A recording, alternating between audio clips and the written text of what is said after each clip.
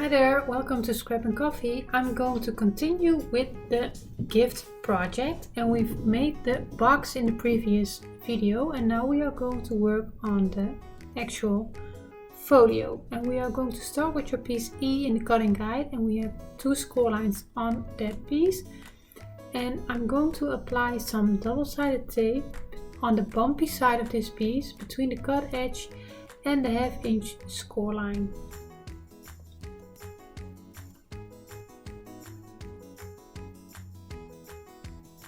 And I'm going to taper that 1/2 inch.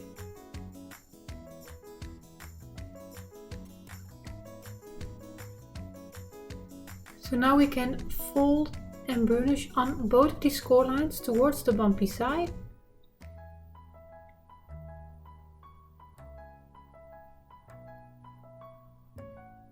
And after I've done that, I'm going to attach it on the box.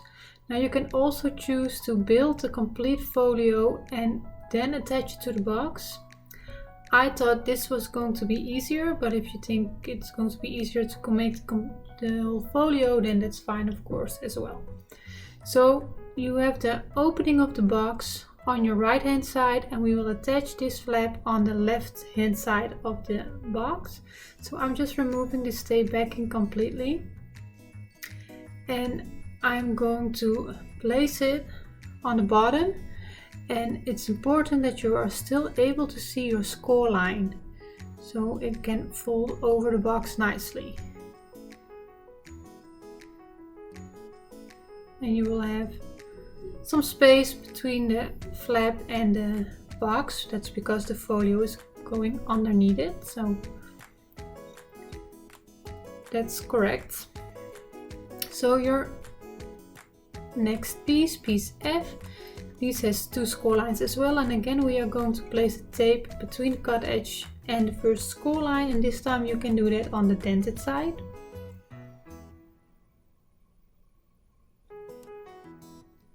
And again taper that 1/2 inch.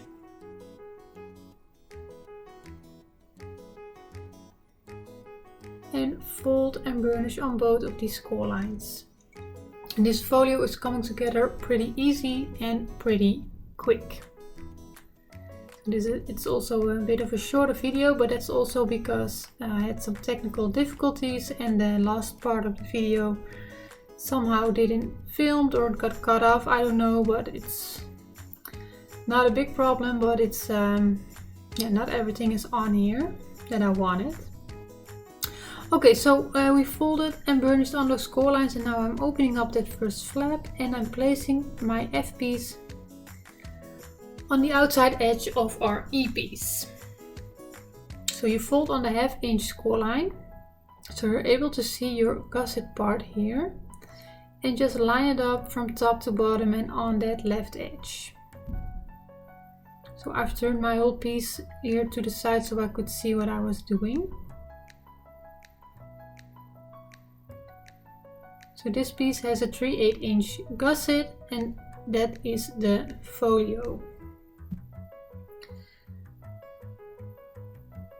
Then we have piece G, that's going to be a pocket, and we have score lines on 3 sides, and you are going to place your tape on the dented side between the cut edge and your score lines on the 3 sides with a score line. And then you are going to miter the corners.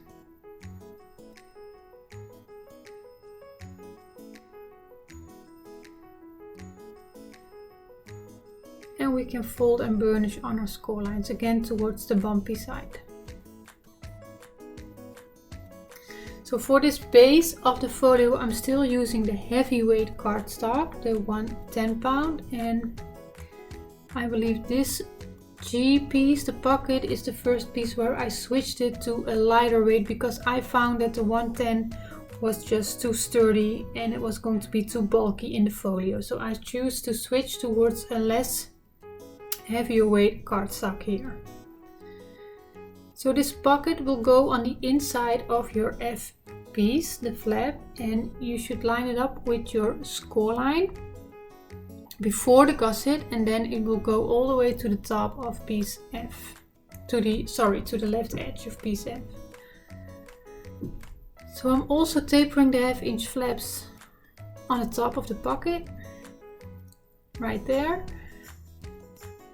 And then again, I'm just turning it in the direction where I can see what I'm doing. And you see here it's a pretty large piece, so it can be difficult sometimes to work, and that's why I said you can also choose to make the whole folio before you attach it onto the box. So I'm going up to that first score line so that I'm still able to see the score line, and I also still have my gusset. And then align it along the edges. You can see the color difference in the cardstock here a little bit. So that's how you can see that I've switched from the 110 pound towards the 80 pound cardstock. And then you have a pouched pocket there. Then I have this piece, and I'm not sure from the top of my mind what number this is, but this is the closure for the pouched pocket. But I'm going to attach that later on after I've made the insert, the booklet that goes into the pocket.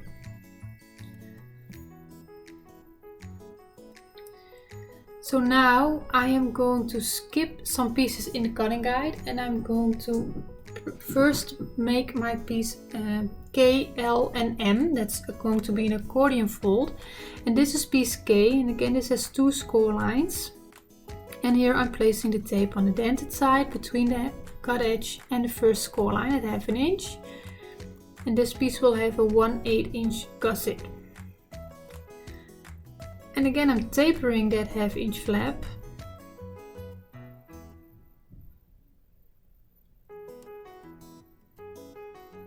And I am going to fold and burnish on both score lines.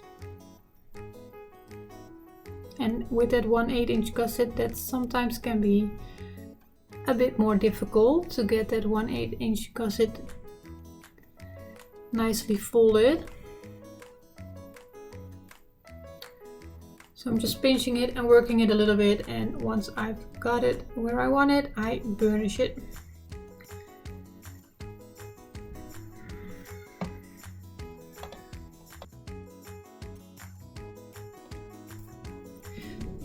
So next up is our piece L, and this piece has 1 score line, and again place your tape on the dented side between the cut edge and your first score line.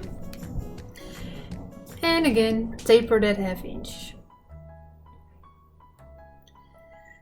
And fold towards the bumpy side and burnish the score line of the fold. So we have our piece K, and we have that folded edge of piece K on our left, and we are going to attach the 1/2 inch of piece L on the right side of piece K. So we are going to create an accordion fold page here. So I'm removing the tape backing partially and lining up the top and bottom and the right edge of the pieces, and when I've got it in place I'm removing the tape backing completely. And I'm going to burnish that a little bit extra. And then our last piece for this accordion fold is our piece M. Again 1 score line, and tape goes on the dented side.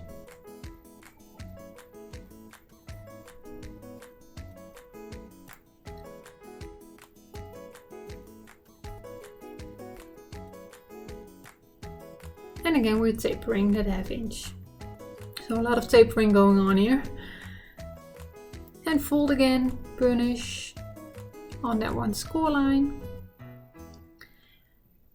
And now we are having our K piece with the folded edge on the left. We've attached that L piece on the right, and now I'm going to attach the M piece on the cut edge of piece L. So I've opened it up here so it's laying nice and flat on my work surface, and again I'm doing the same thing. I'm just lining it up with the tape backing removed partially, holding it in place, and then carefully remove that tape backing. So when we've closed it, and this is the wrong side, turn it around, yep. This is how it's going in the folio, and then you will be able to open it up like that. And I'm going to use a magnet to keep it all in place. So to attach it in folio, I'm using a little paper clip here for now until I've got my magnet attached. It's a little bit easier with placing it in the folio. So open the folio up and we are going to place this in the middle section from this view. So we are folding on our 1/2 inch score line and we are going to attach this on this middle section. Again, make sure that you're able to see your score line and your 3/8 inch gusset on the left of this piece is intact, is still visible.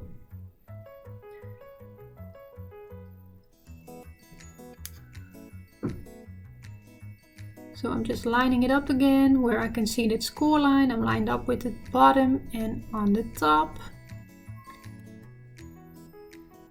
And then I can remove the rest of the tape backing.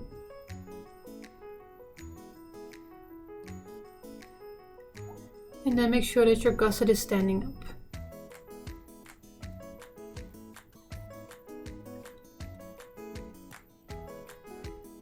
And then on this middle section we are also going to build a waterfall.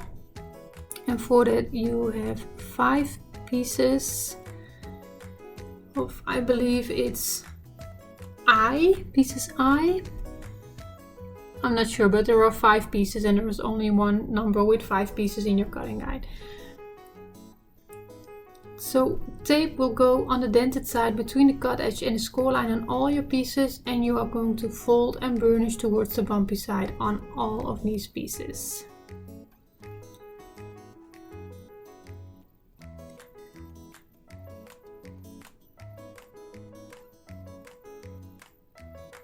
So again, we are going to the middle section of the folio and we are going to place this. And the middle section is 6.5 inches and your waterfall pieces are 6 1/4. So you will have about 1/8 of an inch space on each side. And once you do that and you close your accordion fold, then your waterfall is not showing. So I'm turning my whole folio over so it's upside down so I can see what I'm doing. And for this I'm just going to remove the tape backing completely. And I'm going to place that centered on that middle section so I have 1/8 of an inch between on each side of my piece towards the score line.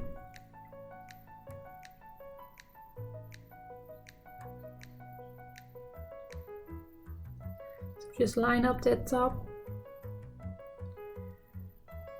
edge and then burnish it down, and then our first piece is in place. So now I'm placing it sideways because that's easiest for me. And for my other pieces I'm going to remove the tape backing partially again. And then I am lining it up. I'm bumping it up against that 1/2 inch of my previous piece. And I'm making sure that I'm straight. So I'm just closing the piece before, making sure that it's lined up on the edges. And when I'm happy with my placement, I'm pressing it down and stick it down. And that's what I'm going to do for all the flaps. And once all my flaps are in place, I'm going to give everything a nice burnish. And it does intend to stand up, so we are going to make a closure for that, of course.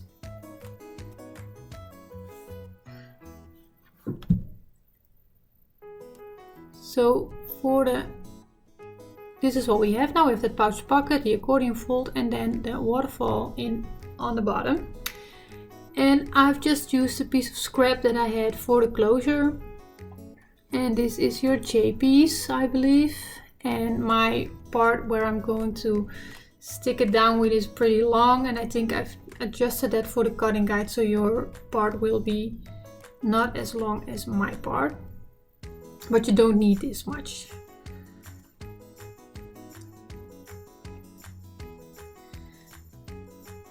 So I've placed tape on the dented side. It has one score line, and again I'm folding towards the bumpy side.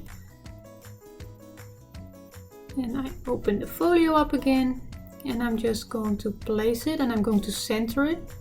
So I'm using my ruler to make sure that I am centered. And I think you have 2 inches on both sides of your closure piece. And once I've got it in place, I'm making a little tick mark with my pencil on the bottom so that I know that that's where my piece needs to go. Then I remove that tape backing.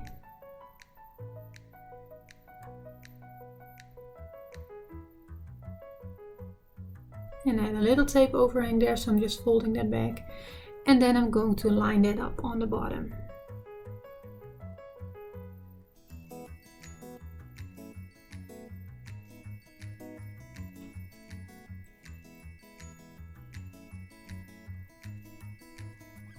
So there we go. And then I'm going to use a magnet to keep that all closed.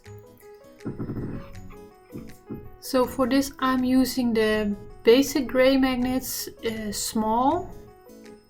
And I needed to open a new package, and that's not as easy. So I've got here a set of small basic gray magnets, and I'm just going to place it on the closure first. So I removed that little piece of tape backing there because these have adhesive on them already. And just don't place it too close to the edge. Make sure you give yourself enough space to cover it up nicely with your pattern paper. And the other magnet is already lying on top here, so I removed that tape backing.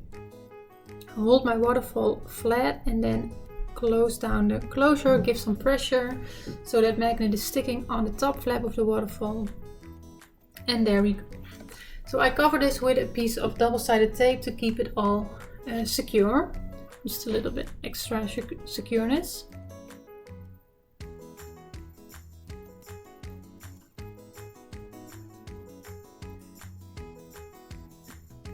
And then I will also place my large magnet on the accordion fold page. Now I did make a booklet for the pouched pocket and a closure for that, but unfortunately that didn't got filmed. So I will show you as good as I can in the project share what I did there. Measurements for it are in the cutting guide, and if there is a lot of requests for it, then I will film that, of course, how I did it, but I don't think it's really necessary. So I'm placing here, I'm using a little bit of a larger magnet.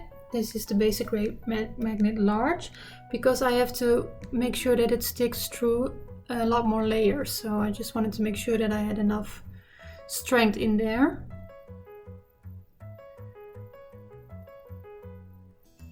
So I'm just pressing that down as well.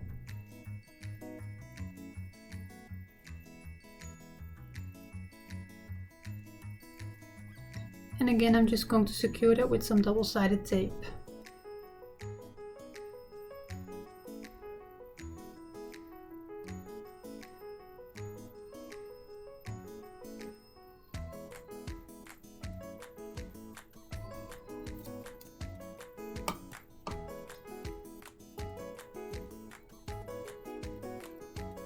So that is in place. So we have that waterfall, that accordion fold page that can open up towards two sides. A lot of room for your photos there. And then that pouch pocket where I will place a little booklet in there. So this is it for now, and I will see you in the project share. Thank you for watching.